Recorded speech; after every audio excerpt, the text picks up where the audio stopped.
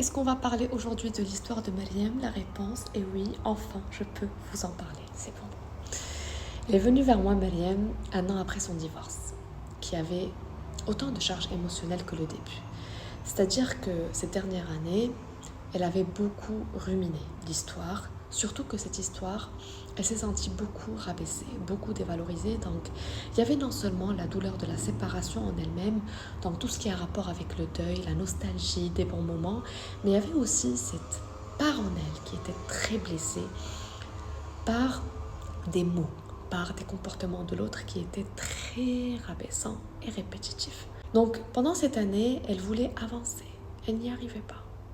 Elle n'arrivait pas à arrêter de ruminer, au point qu'elle m'a dit son corps est devenu beaucoup en tension, tout le temps en tension, et qu'elle est devenue très sur la défensive dans son quotidien.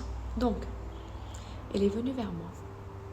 Elle m'a dit, Zineb, ce que je veux, c'est penser à cette histoire sans charge émotionnelle, que ça ne m'impacte pas autant au niveau de mon estime et ma valeur personnelle, et aussi je veux avancer, je veux vivre. Je veux vivre ma vie et avancer.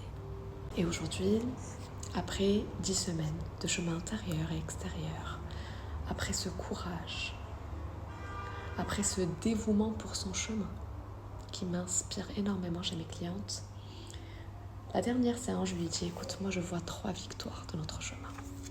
Premièrement, c'est le fait qu'elle soit capable de penser à son histoire sans charge émotionnelle. Donc ça, c'est la première chose. C'est qu'elle commence à penser à lui, à cette histoire, avec un recul, avec plus de recul, et que sa valeur personnelle n'est plus attachée à ses mots, à ses événements, à ses comportements.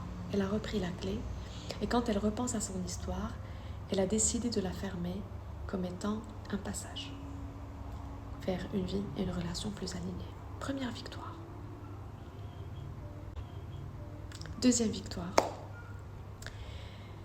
c'est qu'elle m'a dit, Zineb, aujourd'hui, je sais ce que c'est que de vivre le moment présent. Et probablement pour certains, ça va paraître banal. Mais moi, le jour où elle m'a dit, j'étais à la plage, j'ai regardé l'horizon, et pour la première fois, je regarde vraiment la mer. Et je sens mon corps, et je sens la vie en moi. Et pour moi, c'est une très belle victoire parce que elle est passée du mode survie au mode vie. Est-ce qu'il y a plus précieux que ça?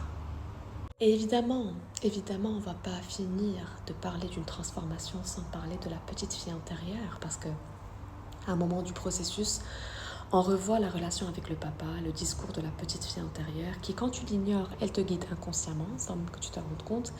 Donc, elle a vu comment l'indisponibilité émotionnelle de son papa à certains moments, comment ça a impacté sa petite fille intérieure et ses choix dans ses relations. Et elle a repris cette clé de la valeur personnelle. Et c'est une chose de savoir que tu choisis ta valeur, c'est une autre chose de le vibrer dans toutes les cellules de ton corps et de le vivre et de le voir. Et aujourd'hui, elle le vit. Je suis très fière, très très fière de faire partie du chemin de ces clientes qui sont tellement engagées, dévouées dans leur chemin. C'est quelque chose qui m'inspire beaucoup parce que c'est là où tu tires le meilleur de l'accompagnement. Et pour finir, Mariam avait une particularité que j'adorais.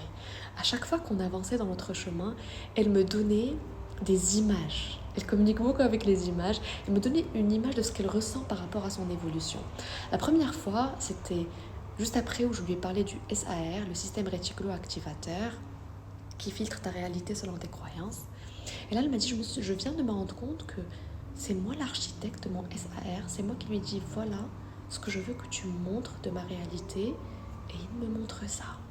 Et la deuxième image que j'ai adorée, c'était la dernière séance où elle m'a dit, Zineb, j'ai l'impression que je suis Ard Filahiya Jadida, un nouveau terrain agricole que je vais cultiver petit à petit. Tu vois ces images qu'on aime